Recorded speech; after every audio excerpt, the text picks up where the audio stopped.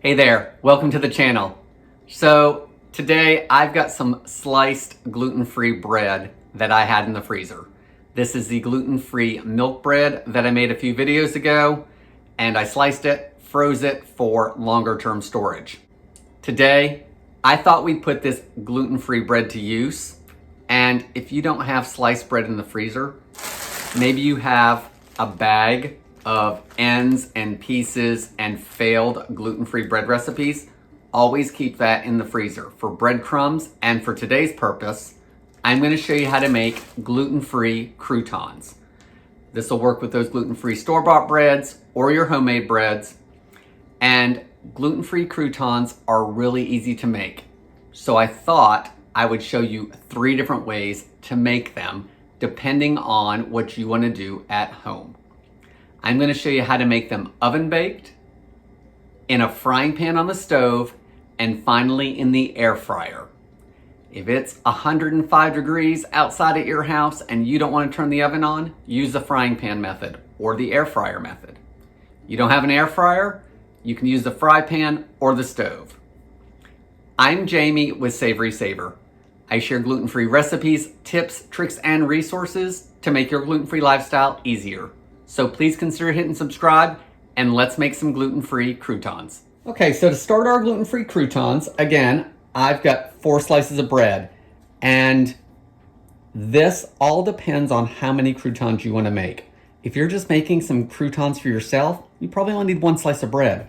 If you're making it for your family, you probably only need 2 to 3 slices of bread for dinner that night. It depends on how fast you're going to go through these. I just weighed these. It's about 8 ounces of bread, and a bag of standard croutons in the store is usually around 5 ounces. So I'm making a lot today just to show you the different methods. So a lot of these ingredients, or all of them for that matter, are to taste. So I'm going to tell you what to do as we go through it, but adjust everything as needed.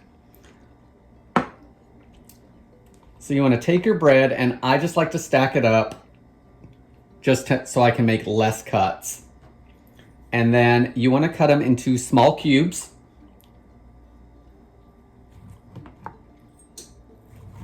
I'm just using a straight knife, straight edge knife.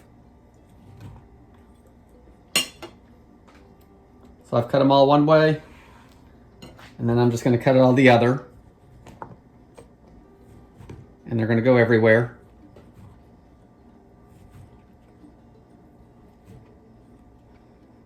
So that's how quick that was, and anything that I happen to miss, I will cut just before I throw it in the bowl. So let's put this off to the side. Next, I have a bowl, and I'm starting with 3 tablespoons of butter. If I were using just a couple slices of bread, I'd probably use 2 tablespoons of butter because I like the taste of the butter. So I'm going to start with 3 tablespoons for that amount of bread. And if I adjust anything, it's going to be the olive oil in it. So I like the taste of butter. I think the olive oil helps them brown better. So I'm going to melt this butter down for about 30 seconds in the microwave and then add some olive oil to it. All right, my butter's melted. So next I'm going to add a couple tablespoons of olive oil to start. There's probably 1 and 2. Blend it together. And here's the thing, if it's not enough olive oil, I can add more. I'll add olive oil only. I will not add any more butter. And even if I was doing a couple slices of bread, I would probably still do 2 tablespoons of butter, 2 tablespoons for the olive oil. And I can tell by the number of breadcrumbs I have over there, it's probably not going to be enough, so I am going to put a little more.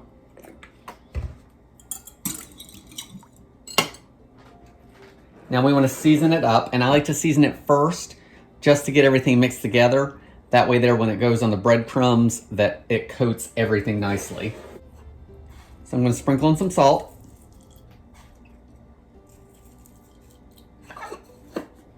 Just a pinch or 2. And season it with some garlic powder. That's probably 1/4 teaspoon or so. For my herbs, I'm going to use a little bit of Italian seasoning as well as a little bit of parsley.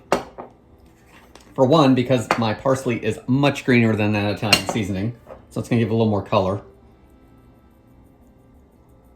And again, it's to taste, so that's probably a 1/4 teaspoon or so, and probably a 1/4 teaspoon of parsley, maybe even a little more.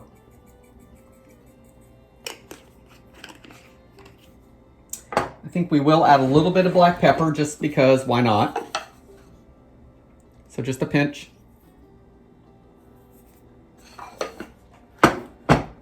Whisk it all together. If you wanted these spicy, you could add some crushed red pepper or a little bit of cayenne. I like to add a little cheese to mine, so that's the next thing I'm gonna add. Got some Parmesan here. I'm just gonna add a few tablespoons of that. I'm gonna grate it right into this. You don't have to add this if they're still gonna be good.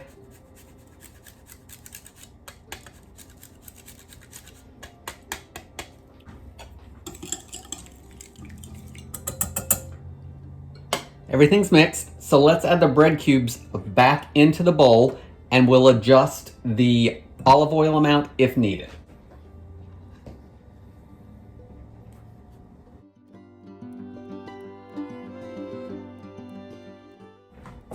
So give everything a good mix and we'll see what we look like as far as everything being coated. You want to make sure you don't see a whole lot of dry spots on that bread. I am seeing a little bit more of the dry spots than I'd like, so I'm going to squirt a little bit more oil over the top. Keep mixing. So the first way I'm going to show you is in the oven. So get your baking sheet. I don't feel that the baking sheet needs to be coated with any kind of spray because we've got oil in the breadcrumbs. So I'm going to take some of my bread cubes rather.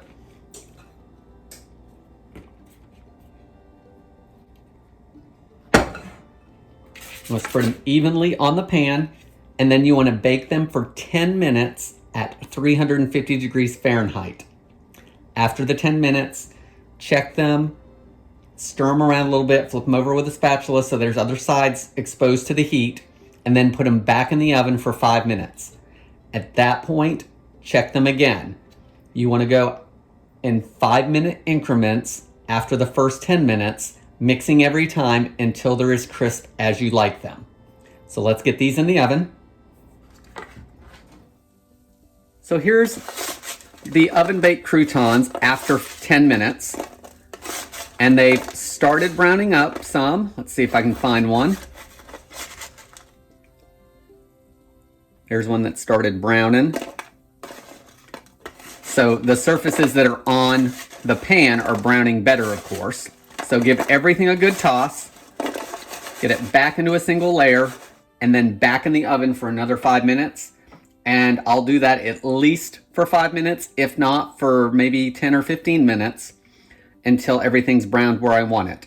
That will depend on the size of the bread cubes. Some brown up faster than others. You just got to kind of tweak it for whatever you're using. So let's get these back in the oven. So it's been 20 minutes. Everything looks golden all the way around. That's because we tossed it a couple times and everything's dried out. And listen, those sound super crispy and I think we're good on these.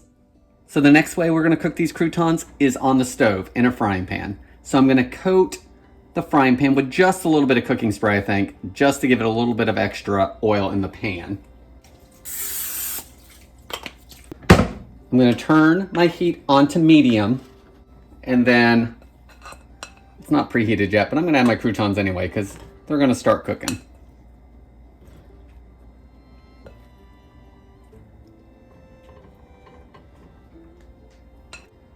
So once these start sizzling and I start hearing them cook, I want to turn it down a little bit because I want to control how fast they're cooking. I want them to turn golden, but I want to make sure that it dries out some of that oil, it crisps it up, it dries out some of that moisture because we want these to be crunchy and crisp. So as soon as it starts sizzling, bump it down to about medium low. You'd rather they take longer than to burn them. And all you need to do is toss them around as they cook until they're golden on all sides. Think of it as a grilled cheese without the cheese in it. We want it to be golden like that would look. Can you guys see that on the film? It's already starting to brown. And they've only been in here 2 or 3 minutes.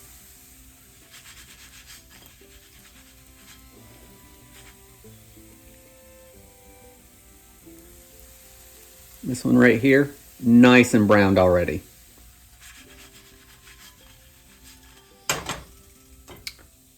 So these look nice and crispy on each side. They've crusted up nicely on the edges. So I think at this point I'm going to turn off the heat and I'm going to let them continue to brown with the heat off, and I'll toss them for another minute or two just as they cool. So the third way I'm going to make these croutons is with the air fryer. So I've got the basket part of my air fryer, and I have a large air fryer, which you will see in just a minute. But your smaller air fryer will work just fine. So we're going to take the croutons.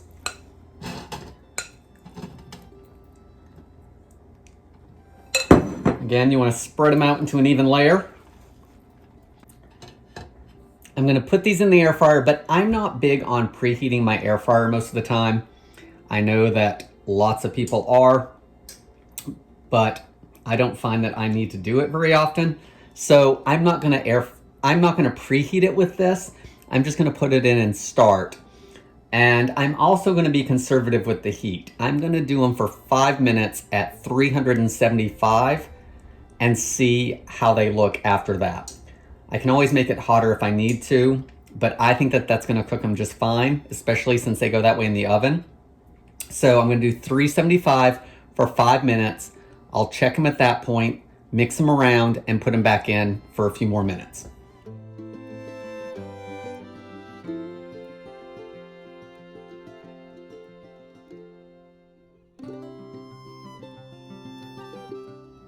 So we just hit our end, so let's take them out and look at them. They're already browning up super well. So I'm just gonna shake them around.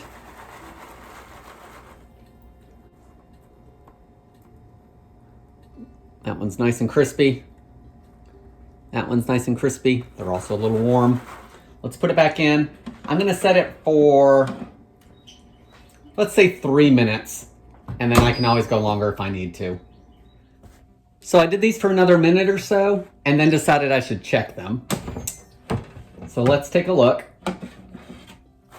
And I'd say those are done. They are crispy. They're dried out, which is what I want. And I'm afraid if I do them any longer, they're gonna be overcooked. So let's call those good. So our croutons are done. All 3 methods. So let's go over them really quick and give you guys a few tips on how you can decide which one is right for you. So first up, here are our oven baked croutons. They are evenly browned, they're dried out, they're crisp. Tara has taken some of these the next day for lunch and says they're still good. They haven't lost all of their crispness. These took the longest at 20 minutes, but they also are the most hands-off. Once they're in the oven for 10 minutes, I don't have to worry about them. Then I check them at 5, and I can put them back in for another 5 after, and it's pretty much just checking every few minutes. I don't have to constantly watch them. I didn't feel like they were gonna burn, and in 5-minute increments, you're gonna catch them before they do.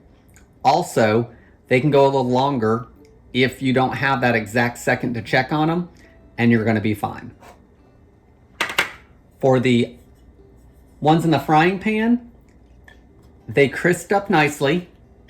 You can hear that they are no longer soft. They are nice and golden.